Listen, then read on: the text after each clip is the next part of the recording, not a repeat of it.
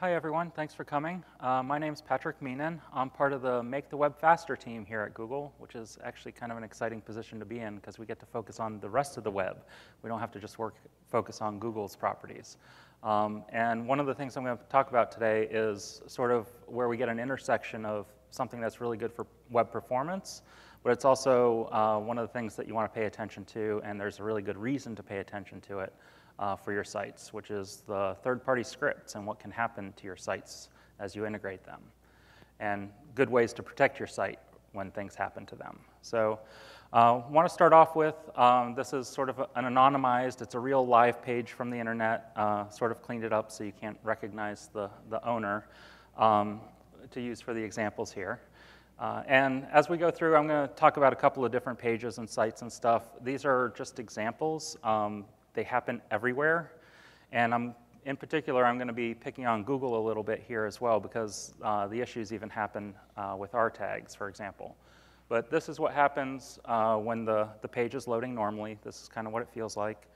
It's pretty average page. It takes 4 or 5 seconds to load. So there's a social widget on the page. It's got the Google Plus button. It's a little script tag, drop it in, and voila, you've got sharing for your site, and you can spread the content around the internet. It's great. Unfortunately, when the widget is unavailable, Google doesn't really go down very often, but it does go down in various parts of the world sometimes. This happens to everyone. So yeah, are you still waiting for the site to load, or have you gone on and finished your browsing somewhere else because you think the site's down?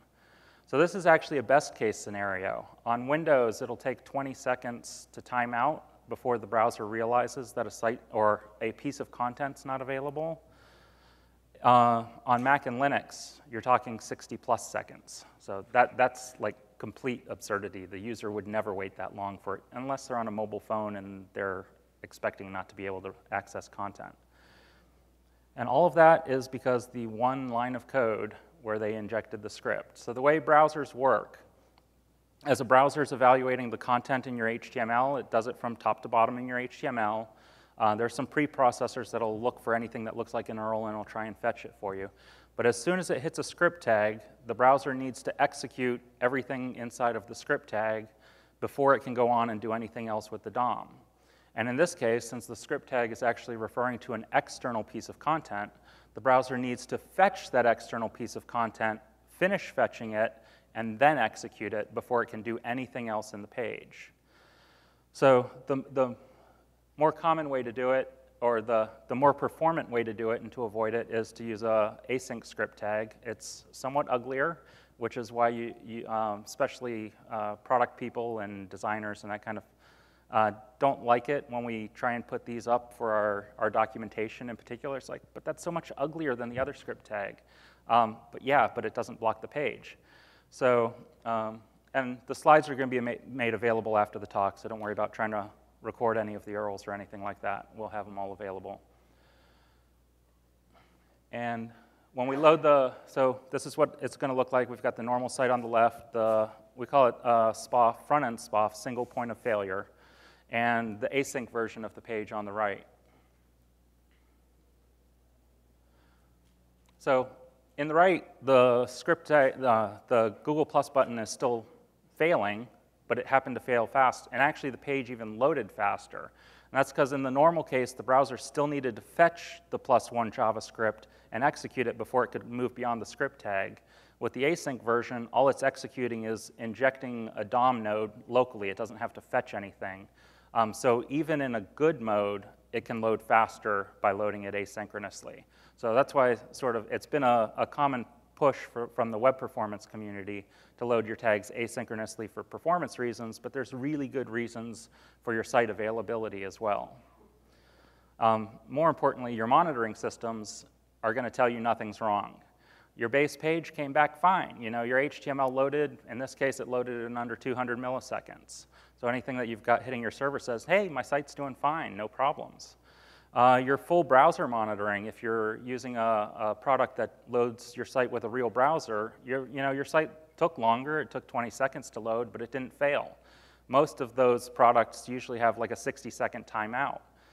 So if you have thresholds set to tell you when it's slower, and on the off chance that you actually have alarming tied to that, you would have been notified. But otherwise, in most cases, you wouldn't know until the next day or whenever you go and look at your performance data for the site. And even your analytics. Usually you'll put your analytics tags way up at the top of the page because you want to count every single page view. And it's usually loaded asynchronously. So your analytics, your page view counts, all of that would have looked fine. And even your real user, let's say you're fringe, cutting edge, and you've got real user monitoring for your page load performance in place, where you've got JavaScript beacons, and you're looking at window.performance, and you're reporting the load times of your pages back to your server. Well, 99.9% of those scripts wait until on load before they report any data, because they want to report how long it took for the page to load. They don't have any timeouts in it. They just wait for the onload event. Never happened, because the user bailed. That one page, so I told you I pulled a page from the wild, and this was just a random page I pulled from the wild, has all of these blocking scripts up at the top of it. So if any one of those third-party providers go down, that's the experience you get when you're looking at it. So pulling from the HTTP archive, it's a project that right now we're up to 200,000 URLs we scan twice a month from the Alexa top million, and we're trying to scale it up to 1 million. But even as we scale up the number of domains we crawl, the number of domains on each page, you're looking at 12, 13 domains. So it's not uncommon, and it's becoming more and more popular to pull in more and more third-party content that you don't control, and lots of it. So you're going, okay, well, my boss is going to yell at me because he's browsing the site or his friend's browsing the site and it's not working, right? But not necessarily, because it's not always 100%. Somewhere in the world, well, social sites are really prone to being blocked by governments. These three platforms are Twitter, Facebook, and Google+. All of those are blocked in various parts of the world, 100% of the time. So just think about it for a minute.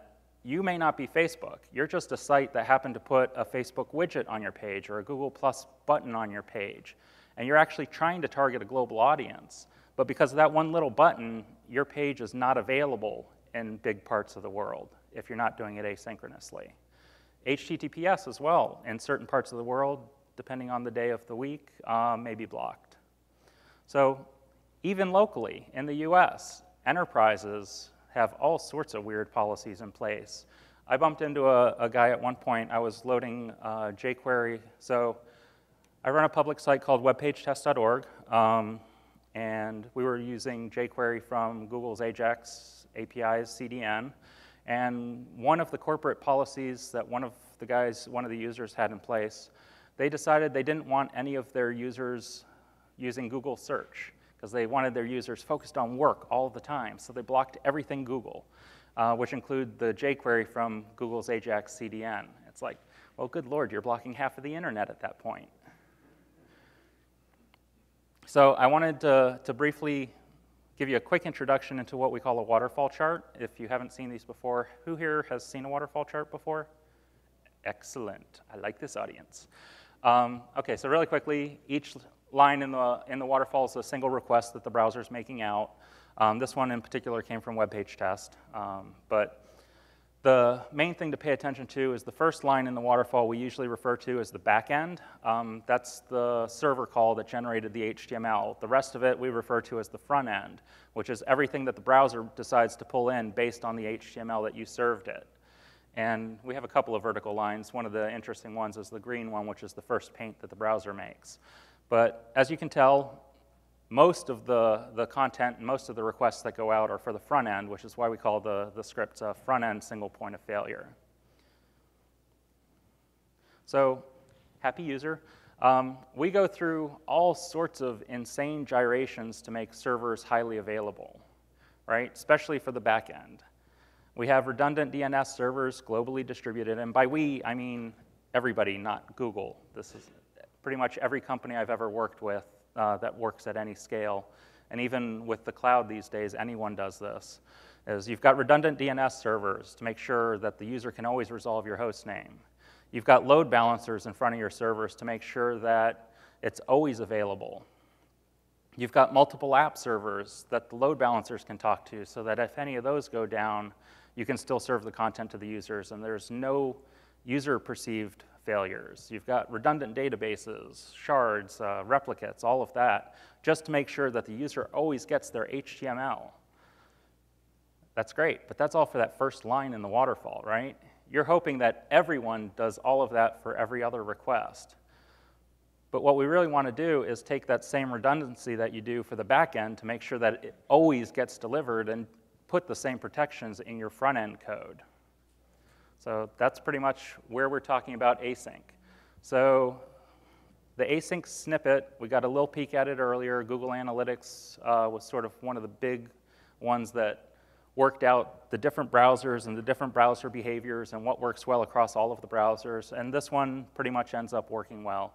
Is you create a dynamic script element, you inject it before the first script element on the DOM. You can be guaranteed there will always be a script element on the DOM because you're injecting it from within a script element. So worst case, it's the one you're injecting it. And you insert it. And none of the browsers will block based on that insertion. They will all treat that as an async snippet, and they'll go ahead and execute, and they'll just fetch it. This works really well when there are no dependencies. You don't care when the code executes. Whenever the browser happens to land the code, it runs it, and don't have any other code expect that that code will be there at any specific point in time. One of the other common patterns, Steve Souders, in particular, a high-performing websites book, really popular in the web performance community, was pushing, and he came from Yahoo on the exceptional performance team. One of the patterns is to just move all of your scripts to the bottom of the DOM. They'll still block, but they won't block anything that the user sees, right? They'll block any other content that comes behind them. So if they're right at the bottom of the body of the page, all they're really blocking is the code. This is really easy to implement. A little harder if you have a whole lot of inline scripts sprinkled throughout your page, but it lets you keep the dependency chains, and you can just move everything down to the bottom. I will say really quickly, because I'm sure there will be questions, well, what about the HTML5 async tag? Why don't we just use that? That's great, and it actually performs a lot better than even the async script where you inject it, because the browser's prefetchers can see that as an URL. And no matter where it happens on the page, they'll go ahead and they'll predict that you'll need that, and they'll be able to find it. They can't find the script URL that you're going to inject by a JavaScript. The big problem with the async tag is none of the IE versions in the field right now support it, and you end up with a blocking script tag for all of IE. So you're still, at least today, unless you're doing mobile only, you're still a lot better using a dynamically injected script than putting an async tag on a script tag. One of the other things, so to avoid the HTTPS issue or forcing all of your users to use HTTPS, is use protocol relative URLs. They work in all browsers. IE has a problem with protocol relative URLs with CSS, but it works perfectly. It'll load it twice for some reason. But it'll work perfectly fine with JavaScript. So if you're sharing any code that you want people to embed, try and do it with protocol relative URLs instead of forcing HTTPS. The one thing is users may get confused. They'll be like, but where's the HTTP in front of it? So we've got a little education to do there, but it's a good way to do it in a protocol relative or protocol neutral way. Finally, if you've got really complex dependency chains and you still want to do things asynchronously, there are a ton of loaders out there. Modernizer includes one as well, which is a fairly good way to do it if you're already depending on Modernizer. But there are also standard or standalone async loaders. And what they let you do is they let you chain together and explicitly state the dependency chain of resources. So in this case, it's saying, hey, load jQuery, and when you're done loading jQuery, load this other library that needed jQuery, or you can even execute inline script directly there, and you just chain them together in a long series. You can do pretty cool things, somewhat more complex even, where you load jQuery from one place, in this case the Google Ajax libraries, but if that fails, you can load it from a local copy. And then when you're finally done with that chain, go ahead and load the other library that needed jQuery. This definitely requires a lot more work and building it into your actual system for building your apps. But if you've got complex dependency chains in your code, this is a really good way to do it asynchronously. Because the main problem when you're doing the async, you basically need to attach an onload handler to your script that you injected to know when it finished loading before you can execute the code that depends on that, which is why the loaders are really helpful. So we're all set, right? We can load asynchronously. Well, not quite. Async tags on pretty much all browsers will block the onload event. And you'll actually see, so IE 9 and below doesn't, and some of the older browsers, but they're all moving towards blocking because the HTML5 spec explicitly calls for injected script to block the onload event.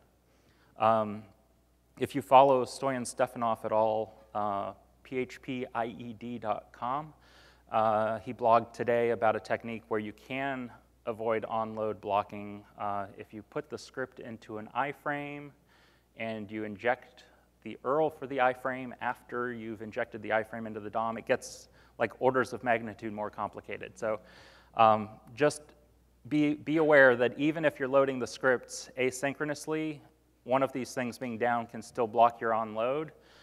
Not so much of a big deal for the user experience, as long as you don't have anything critical attached to onload. What you need to be careful of and not assume is don't assume your onload will run, right? So be careful, set timeouts. If you're progressively enhancing the UI with like anything menu-wise or form validation or anything like that, try and attach it in a logical fashion that makes sense just from the way the page loads, not necessarily trying to push it back after onload. Because you could get into a state where the user sees the page but then can't interact with it for 20 seconds. And it's not a whole lot better. So as an industry, and this is where I took 20 minutes and I just browsed the web randomly. So nothing against these companies. This is just to show you sort of how widespread the issue is and how common it is. And if you think it's sort of a, well, there's only 2 or 3 small sites that have this problem out there. Oh, actually, we're not in the sites yet. These are the actual scripts that we share with you. So Google, when we launched the +1 button, and it's one of the reasons I used it as an example, we actually launched it as a blocking script. It's no longer a blocking script. The internet was kind enough to call us out on it, especially since we pushed performance so well, and we got it fixed really quickly. Unfortunately, whenever you launch something, everyone integrates it as soon as you launch it. They don't go back and fix it. So there's a whole lot of blocking Google +1 button scripts out there as well. And it's really hard to be consistent and not have blocking scripts seep their way into your documentation. So you'll notice on the right side, the Google +1 badge, it can actually work perfectly fine asynchronously, and it'll be fixed any day now, but the documentation on the site has samples that use a blocking script tag. So it's really easy for this to sort of regress and to just keep finding its way into the documentation. And as developers, we copy and paste. So if it's in the documentation, that's what's ending up on people's sites.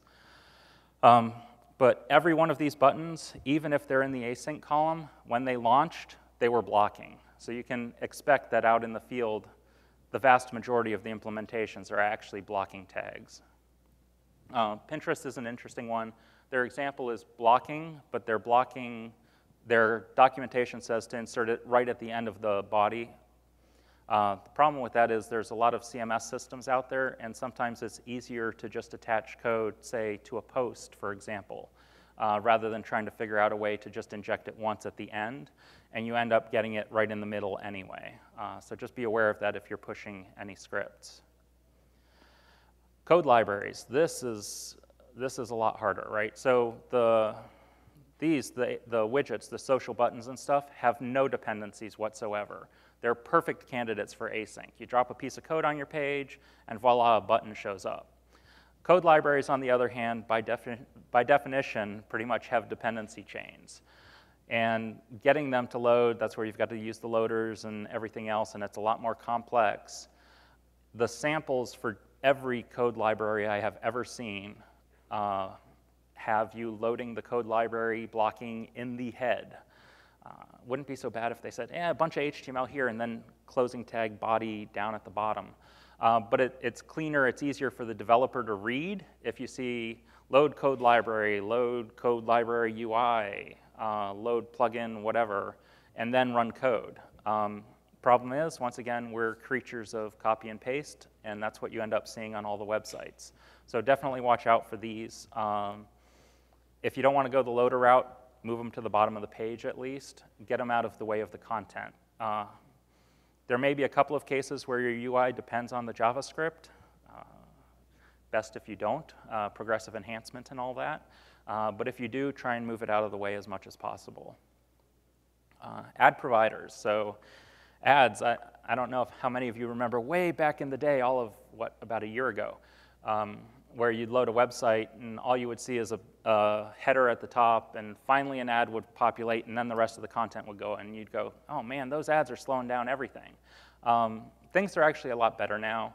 The ad providers, the calling chain and the complexity of loading an ad hasn't gotten a lot better, but they have gotten out of your way. DoubleClick was the first, I believe. I'm not sure if they're still the only one with a fully async tag that you can inject on your pages. So even loading the script that loads the DoubleClick ads doesn't get in the way of anything.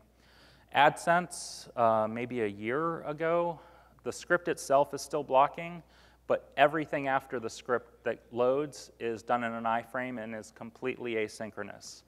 And the AdSense script is so pervasive that odds are it's in everyone's cache by the time they hit your page anyway. The main reason they did that was they could get 100% penetration on async ads if they could push out and not change how the script is embedded. And I'm not sure about other ad providers, but if you're using another ad provider, a lot of them do have async implementations. If they don't, at least if they don't have it documented, ask them. A lot of them have iframe solutions. You have to be a little careful just blindly taking the iframe implementation, which would be async. Problem with those are they usually don't do as good targeting as if you use a JavaScript implementation. So be a little careful just doing it blindly. So when you know, or when you've found a third-party single point of failure and you want to see what it looks like when it happens, well, back in the day, also, we used to route everything to localhost if we wanted to see it fail because it wouldn't respond to the requests. It would just fail. The problem is it fails right away. It's right there on your local machine. So that's not how sites go down. That's not how third parties go down. What they do is they time out. So you need a black hole. And this was a really difficult server to set up, to scale it. I can guarantee it will never, ever respond to anything. So feel free to use it. You can put it in your hosts file, point third-party domains to that IP address or to blackhole.webpagetest.org if you want to see what the experience is like loading. You won't actually need to do it manually. We've got solutions in place to help you. On WebpageTest, and I'll do a demo towards the end with doing this, you can also force third-party domains to point to the black hole so you can capture waterfalls or video or see what the experience is without having to muck with your local host file. And you can share it. The sharing is particularly important if you want to show someone, yes, we really do have a problem, and this is what it looks like when X goes down. But there's a sample script in there, and like I said, the slides will also be shared. And I wanted to introduce you to Spaffomatic. It's in the Chrome Web Store. It's something I created for this presentation largely, but I've been browsing the web for it for the last couple of weeks. It's kind of entertaining and kind of scary. What it does is it installs and it gives you a little gray circle when everything's happy and nothing's happening. There's no third-party single points of failure on the site. If it detects any likely third-party single points of failure, it'll give you a big warning icon and tell you how many were detected on the page. And it does this all passively while you browse. You don't have to click to turn anything on. And then when you click on it, it'll give you a list of the different things that were detected, as well as how much of the page content it blocks. So something way down at the bottom of the page, like in this case, the tracer down at the bottom of the page blocks nothing. But everything up at the top, the jQuery, Optimizely, even the +1 button up at the top, block a fair amount of page content. So those are the ones that you want to be careful of. It's really ultra conservative in its detection, so it's less likely that you'll get false positives. You're more likely to get false negatives when you're browsing. And if you get tired, or there is a site, you know, hey, I know this is a third party, I'm expecting it to be a third party, and it's just too much of a pain to change it, or this isn't really a third party, you can whitelist the domains directly from the UI so it stops warning you about it. And you can clear the whitelist or edit it. One of the cool things that you can do is you can turn it into resource blocking mode if you click the enable button up at the top, and it will automatically route the third-party domains it detects to the black hole for you. So you can browse the web as if third-party domains were down and see what the experience is. And when it's enabled, you'll get a little black hole up at the top of the screen. By the way, if no one's ever seen any of my UIs, I should not be allowed anywhere near end-user UI. So that's why you get circles for icons. And so while you're browsing the web, when it kicks in and when it blocks third-party content, you'll get a little stop sign inside of the black hole. And I don't recommend running in this mode for a long time unless you're really just trying to quit the web, because you're going to stare at a whole lot of blank screens as you're browsing, a whole lot of them. And this is where we get to see how many of those you'll actually be staring at. So this is where I took about 20 minutes, didn't spend a whole lot of time. I was like, hey, let's see how pervasive the problem is. Let's see if I can find enough to populate the deck widths to let people see. So news sites, CNN, the main page is perfectly fine. And once again, nothing against these developers. They took the snippets that everyone gave them, they copy and pasted it into their sites, and these are just a really rough sample. This is everywhere. But the CNN main page is perfectly fine and loads everything asynchronously, but when you get down to the article page, there are a couple of different scripts that it's loading blocking. And you'll generally see that repeated because they want people sharing the articles, so you'll see more of the social buttons and the sharing widgets and that kind of thing on the low-level content, not necessarily on the front page of sites. So be careful testing just the front page. The Today Show's main page has a fair number, including a bunch of polls and some typekit font stuff. ABC News's main page has a blocking Facebook button. So, you know, news sites, they share a lot of content. It's not unexpected. Blog content sites, once again, same sort of thing. They want you sharing the content. The Verge pulls a whole bunch of jQuery from Google APIs right up at the top of the page, which is fine. It's pulling from Google APIs is a good pattern because it's shared. It tends to be in people's caches. Just try and move it down to the bottom of the page on the odd chance that it's down or it's blocked somewhere. And not entirely sure what crowd control is, but it sounds like it's a user targeting type thing. Same goes for a lot of the other blogs. You know, the last one, definitely something I want to talk about. CNET is pulling in the HTML5 shim code directly from the trunk of Google code. That's brave. So I hope they personally know everyone that has commit access to that. But it's from a performance perspective, you also want to be really careful.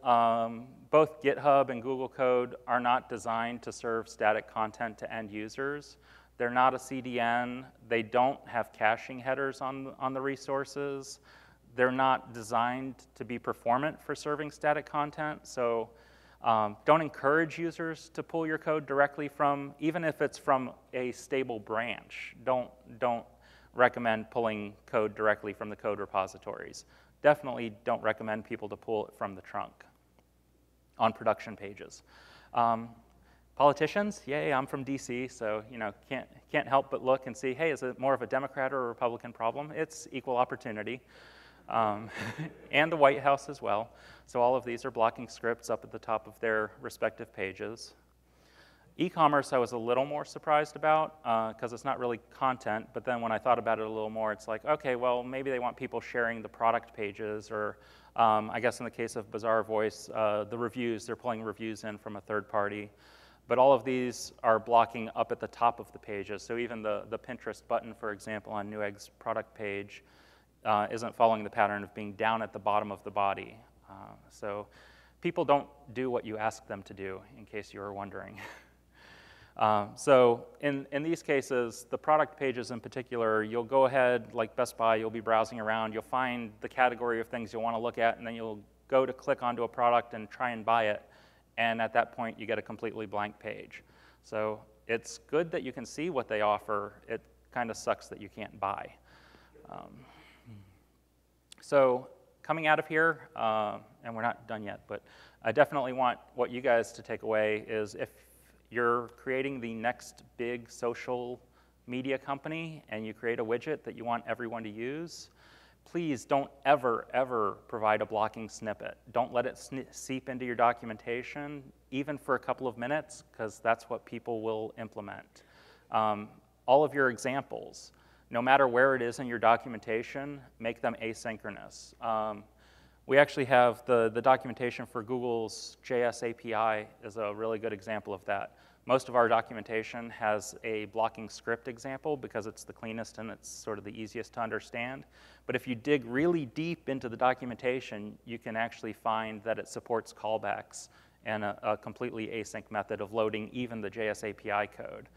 So another thing we're working on cleaning up. HTTPS, try not to force it if it's not required. Remember, you're trying to get other people to adopt your code. So even if you want things in the internet to be as secure as possible, yada, yada, yada, don't try and push all of that on the sites that are embedding your code.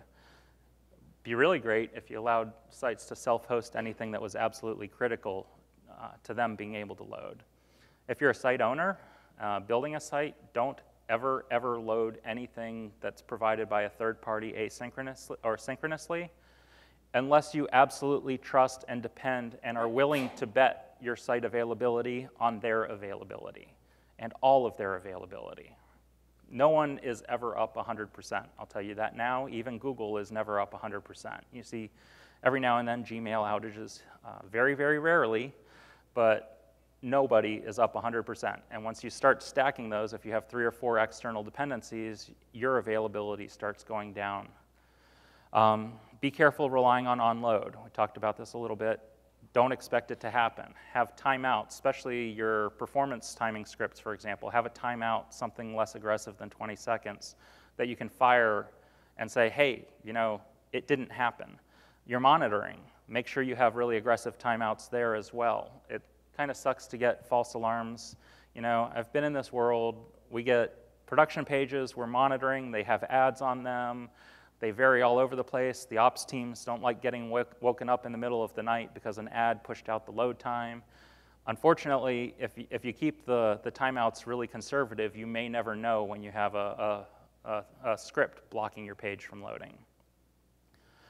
And in your analytics, if you have it available, make sure you take a look at the regions and track your page failures by region. This is where you really want the real user monitoring, because odds are you aren't going to be able to have synthetic tests, your monitoring systems testing from every network in every country around the world. And your best way to dig into those failures is to look at your analytics and look at your failures by region from your beacons on your pages to see what's going on. So now we're going to kick over and play a little bit with Spofomatic. All right, so here we have it up here. We'll browse around a little bit just to give you an. So new eggs main page, it's fine, still nice and gray.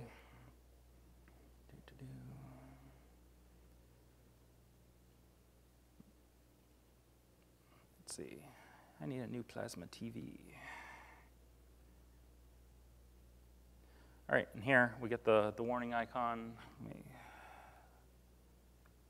Oh, of course that doesn't actually zoom in the Chrome UI. And we can see the Pinterest button, for example, is blocking 99% of the page. We'll go ahead and turn on resource blocking so we can experience the fun. Oh, I liked this one, SANS, which is, you know, telling you the availability of the internet, vulnerabilities, things like that. Yay, we see their logo. At least it's not a completely blank page. So that's the other thing to be aware of. It doesn't block 100% of the page all of the time. It's not always a completely blank screen. It depends on where the script tag is on the page. Hey, there we go. Network security. So in this case, the search box was actually loaded by a blocking script. So you got to see the header and everything up until it hit the script to populate the search box. I guess Best Buy, since I used them as an example earlier. We'll browse around.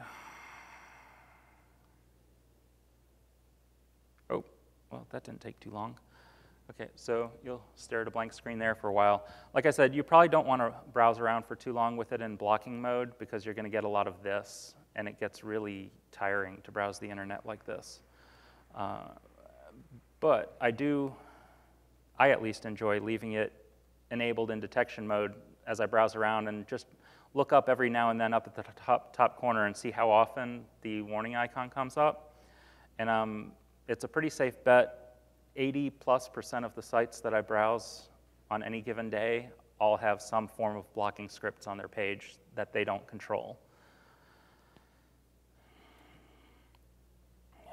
And actually, before I hop over, in a second, I'm going to show you how to create. So all of the videos that I showed you earlier that showed the experience were created in WebpageTest.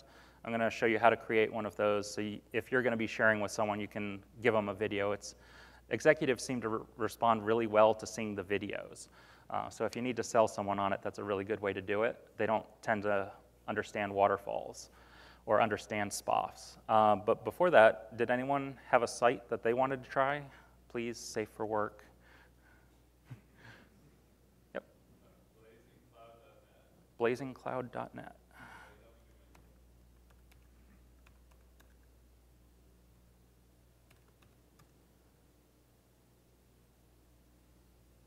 Oh, looking good, all gray. Let's see the blog, though, where they have content that they're like, oh. That's actually not too bad. It's loading jQuery. It is loading up at the top, but let's see about a specific article page. No, it's still jQuery. I don't see any social sharing buttons either, so that's probably why the blog is relatively safe. Yeah. Right up here? Sorry, can you speak? Shutterfly.com.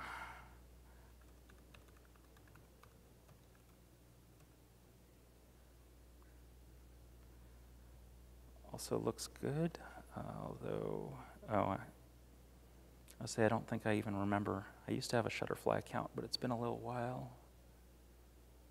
Take a tour. Oh, no, that looks like it's a video. Store.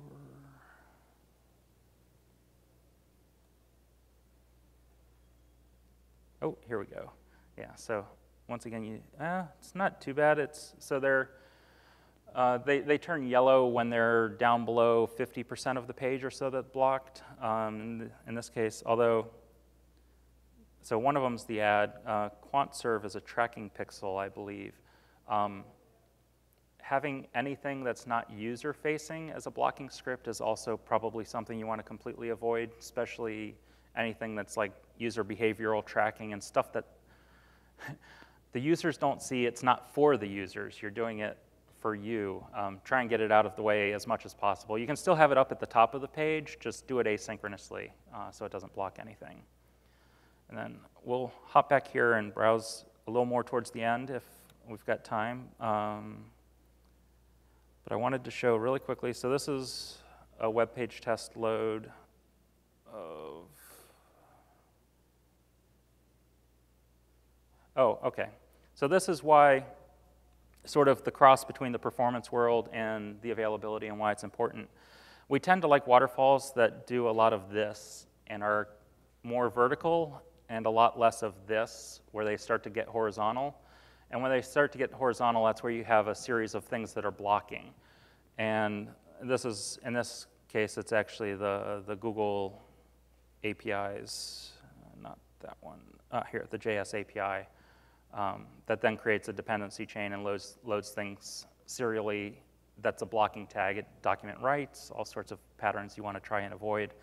But asynchronously, it would have shaved 3 seconds off of the page load in this case, just by loading that script asynchronously. And we get the other benefits of not blocking. You said there's something in the documentation calling the JS API asynchronously? In the JS API, look for callback. It's actually a query param that you can pass to JS API, callback, and you can pass it a function. And as soon as it loads, it'll actually call your function to let you know it's loaded. And then you can do whatever you depended on JS API being loaded. Yes, I was really happy when I saw that. So you don't even need a third-party loader. It has it built in. It's just not sort of promoted right now in the UI.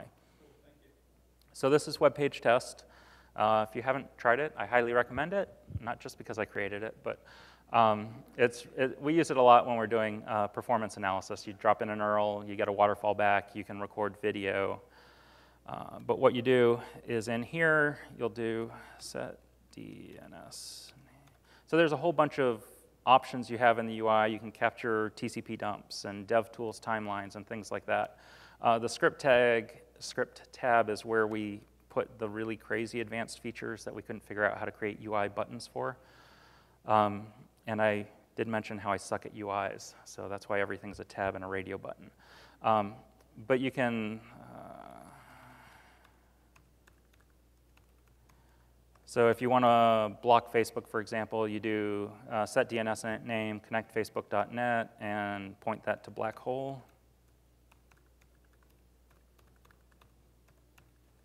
And then tell it to navigate to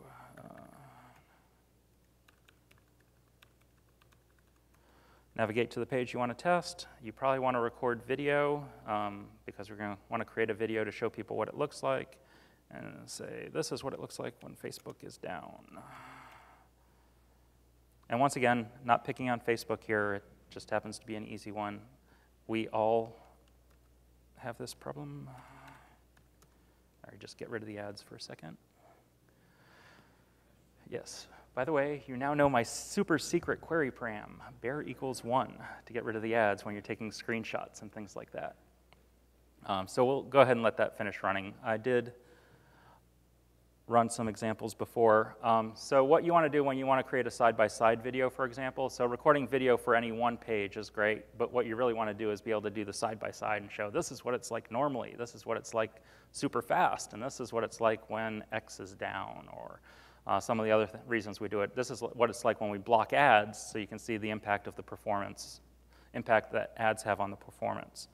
If you go into your test history and select the ones you want to compare, you can just check the ones you want to compare, click the compare button, and you'll get a film strip of what both of them looked like when they're loading. You can sort of scroll and play with it. And way out here somewhere, you get 20 seconds. And you can also create a video. And that one will be available shortly. Magic cooking show, we have one we already did. And you can, all of these URLs they're permanent, they're shareable, we keep the data forever. So you can share the film strips, the raw test results, the videos. You can also download the raw video if you want to embed it in anything. Generally in the web performance world, if you see any videos that look like this, that have multiple videos side by side with the little timer going below it, they came from WebpageTest. But this works really well when you're trying to sell executives on why it matters. And even on the performance side of things, they respond very well to video. It's like, well, this is what it used to look like. This is what it looks like now. See how much faster it is. Pay us more to do this. Oh, wow, it didn't work at all. Let me try it with Chrome. So have a whole bunch of different browsers you can use to select for doing your testing. The Chrome ones, you can actually record a DevTools timeline as well if you want all sorts of trace information for debugging. And while those are running, anyone else want to experiment with their site and offer it up, or someone else's site, and offer it up for everyone to see? What was that? Developers?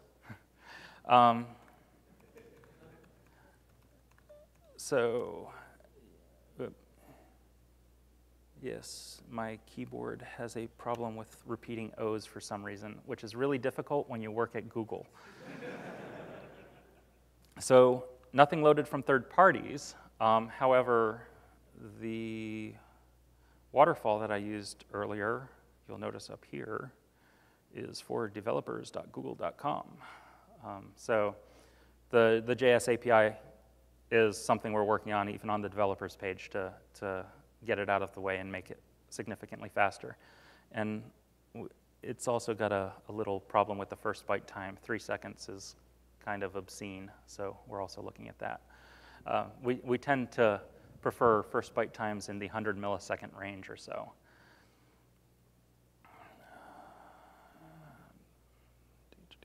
Okay, so here's the Business Insider test. Yeah, so when we're looking at waterfalls, usually if it doesn't fit above the fold, that's a lot of resources.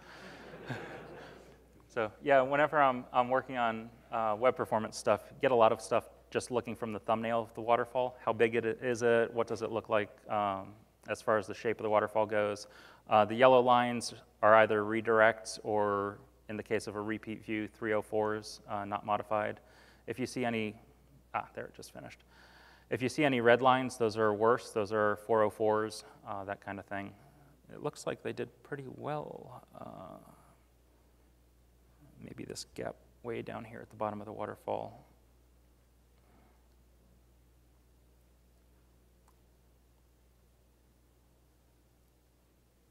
Yeah, so it did get, the onload got pushed out to 24 seconds when Facebook was blocked, but as you can tell, the user experience wasn't bad, so.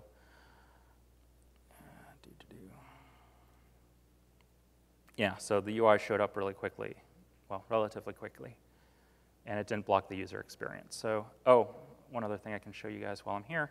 If you're looking at a single test, you get a waterfall down below it, and this red line will track with the left edge of the film strip.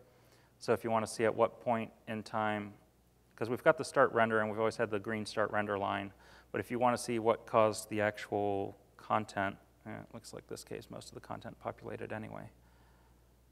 But you can figure out what was blocking the UI from showing up. All right, so that was the live portion of our show. I think we can kick into any questions and answers. I'll tweet out the link, gonna put it up on Google+, and I think as part of the show, we're also gonna make it available. So, any questions? Wow, you're an easy crowd. All right, well, thank you. If you want to hit me up for anything one-on-one, I'll hang around up here for a couple minutes. We can also, if the next people come in, we can talk outside in the hallway or something like that. All right, thanks.